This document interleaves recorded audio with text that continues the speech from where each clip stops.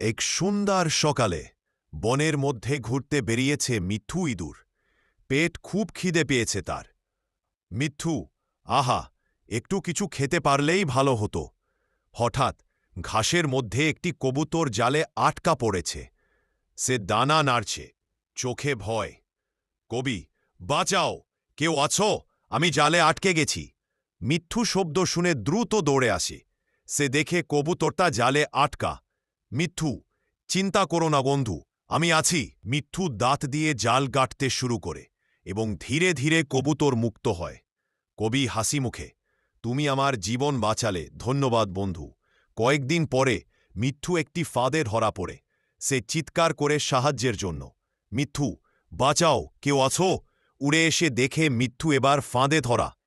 কবি, ভয় পেও না মিঠু, আমি তোমার উন্য শোধ করব। কবি ঠোঁট দিয়ে কাঠি ফেলে ফাঁদ খুলে মিঠুকে মুক্ত করে। মিঠু উচ্ছ্বসে, আমাদের বন্ধুত্ব শক্তিশালী।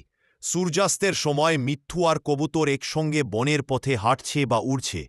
পেছনে শান্ত সুর।